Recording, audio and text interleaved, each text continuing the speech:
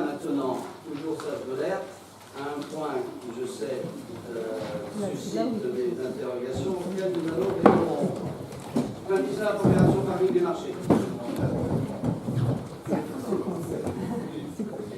Oui, alors vas-y, commence. Désolé, c'est un problème aussi d'urbanisme. Allez, allez, vas-y. C'est pas le contraire. Vas-y. On ne donne pas varier sans arrêt les figures des dossiers. Allez. Bon, vous rappelez que en novembre 2012, la commune de Maison-Lafitte avait décidé d'accepter la proposition de 410 constructions d'aménagement représentée par Gilbert Graby. Ensuite, on a effectivement délivré la permis au profit de cette société 4 Constructions 78, qui sera transférée à la SCI Cap Gallieni. Et enfin maintenant, cette affaire avance, on va passer à la cession à la société, par conséquent à la SCI Cap Gallieni. Alors pour cela, il faut tenir compte d'un certain nombre d'éléments juridiques qui sont importants pour vendre une parcelle du domaine public. Alors pour vendre une parcelle du domaine public, il faut d'abord la déplacer, qui est un acte juridique, décision effectivement prise en conseil municipal. Mais pour que ce déplacement soit effectif, il faut également désaffecter la parcelle. Désaffecter la parcelle, ça veut dire la sortir de l'usage public. C'est-à-dire quand c'est un parking, effectivement clôturé de façon à ce que plus personne ne puisse y accéder et qu'on puisse constater que la parcelle est désaffectée. Alors, dans le temps, précédemment, on devait désaffecter avant de déclasser. Ce qui était très compliqué, surtout très pénalisant, parce qu'imaginez le parking du marché qu'on ferme, et puis pendant X temps, il ne se passe rien. J'imagine que ça n'aurait pas été extrêmement agréable pour nos concitoyens. Là, au contraire, on va pouvoir désaffecter après avoir déclassé. Ce qui veut dire qu'il y aura peu de délai entre les deux, et par conséquent, on pourra très vite engager les opérations. Alors tout ça a donné lieu, évidemment, à une enquête publique, avec un enquêteur qui a rendu évidemment ses conclusions.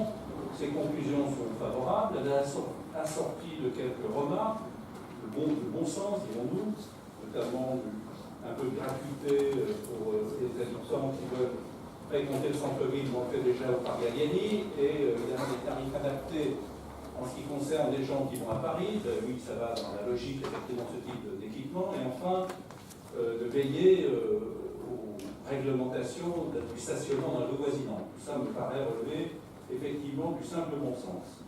Ensuite, évidemment, il y a les conditions de paiement. Ces conditions de paiement accompagneront le démarrage de l'opération. Donc on fait payer 500 000 à la signature du dossier, 1 million dans un délai de 6 mois et 1,5 million en janvier 2019. Il faut savoir que ces règlements sont garantis par une banque, c'est-à-dire une garantie bancaire à première demande, qui nous met effectivement à l'abri de toutes les illusions. Donc il va être décidé la désaffectation de la parcelle, le déplacement de la parcelle et accessoirement de substituer la société 478 à la société Cap Gallieni. Autrement dit, c'est maintenant la SCI Cap Gallieni qui s'est substituée à 478 Constructions. Voilà les décisions qu'on vient de prendre et d'autoriser évidemment le paiement différé des sommes qui nous sont dues, mais garanties effectivement par une garantie bancaire. Voilà. Serge, sur le plan urbain, rajouter un point. Oui, juste un point. Lors de cette enquête publique, il est bien évident qu'il a été pris en considération uniquement le motif de cette enquête publique, c'est-à-dire la désaffectation et le déclassement de cette parcelle uniquement. Il a tout pris en considération et c'était le but de cette enquête publique et c'est ce qui en est ressorti, qu'elle soit favorable. Allez, question, madame. Tout d'abord, question. Je ne comprends pas pourquoi, lors du protocole entre l'aliénation de 4 décembre 2012, il était convenu que le promoteur paye au comptant et que maintenant il y ait un étalement de l'achat. Alors, sur le point précis, c'est parce que ça nous a été demandé pour la réalisation. Mais je tiens aussi à dire avec une certaine force, puisque c'est à la fois, vous l'avez vu, un dossier économique et un dossier urbain. Aujourd'hui, le promoteur qui s'engage confirme qu'il a une commercialisation à 50% de l'opération. Donc, l'opération est en train de s'enclencher et qu'il a bien sûr besoin. C'est pour ça qu'on avait d'ailleurs, suite à une réunion que nous avons eue ici il y a quelques mois, où nous avons décidé de lancer cette procédure assez rapidement, tout simplement parce que les investisseurs préfèrent. Aussi simple que ça. Donc il y a véritablement. Simplement, il nous a dit, pour des raisons de modalité, etc., nous souhaiterions avoir des modalités, comme ça a été rappelé par Jean-François Tassin, de paiement de ce type. Ce ne sont que des modalités de paiement. Le prix reste le même. Je note une évolution du discours, puisqu'en mai 2016, tout était pris. Le promoteur, vous avez dit qu'en effet tout est pris, il n'y avait pas de souci. Et maintenant, nous en sommes qu'à 50%. Alors, comment se fait... Mais attendez, madame, comment pouvez-vous dire des choses comme cela? Il y a ici un certain nombre d'hommes d'affaires qui connaissent les affaires immobilières. Il est clair que nous savions que ça allait se faire, qu'il y avait des clients, mais que c'est au moment du top que ça se passe. Monsieur Bouvier et... En fait, oui, on le rappelle, parce que ça a déjà été expliqué, je crois, au moins 2 ou 3 fois, une opération comme celle-là, il y a un initiateur, un promoteur, il a à la fois le terrain, le permis, le projet. Ensuite, il s'adresse à des clients éventuels qui ont des réservations. Et il ne peut faire son opération que s'il trouve des banquiers susceptibles de la financer. Les banquiers, pour la financer, évidemment, vérifient que les réservations sont à un niveau qui permet de rendre vraisemblable l'occupation raisonnable du local, bien, et par conséquent le remboursement des prêts.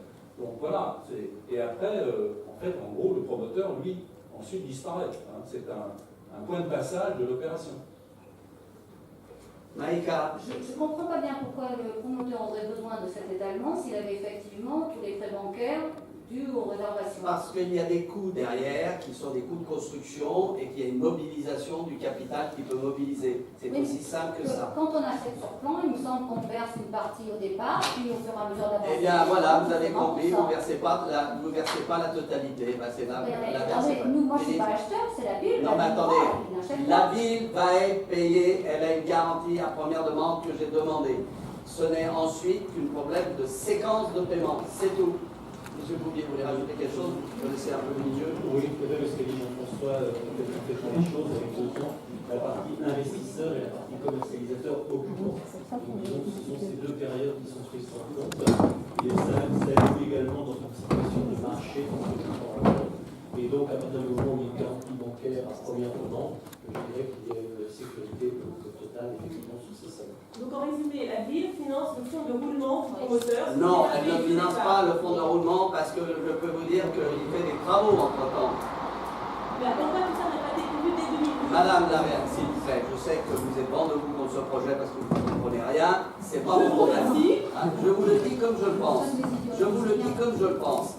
Cette opération, je rappelle également fermement que lorsque j'ai reçu le porté à connaissance du préfet, il y avait tout autant la nécessité de construire des logements sociaux que de renforcer le tissu économique de la ville. Nous n'avons pas beaucoup de terrain sur lequel nous pouvons faire des équipements de ce genre. J'ai dû négocier notamment avec le préfet de région qui a accepté effectivement que ça soit un équipement de ce type. Il a fallu négocier avec le ministre du Budget parce qu'il voulait qu'on paye, que le promoteur paye par avance, notamment la TLE, hein, la taxe sur les bureaux, plus d'1 million d'euros. Et tout ça s'est tombé effectivement pendant le cours de l'opération. C'est une opération complexe, mais qui aujourd'hui sort grâce à la persévérance de la ville et grâce à un homme qui n'est pas un amateur et qui dirige cette société et qui réussit à mobiliser des investisseurs pour qu'on crée des emplois aussi à Maison-Lafitte. Alors si vous êtes contre les emplois à Maison-Lafitte, dites-le, mais cessez, c'est pas nous le dire. Alors je vous remercie pour la précision, puisque donc, vous indiquez que le promoteur n'a pas payé encore de taxes.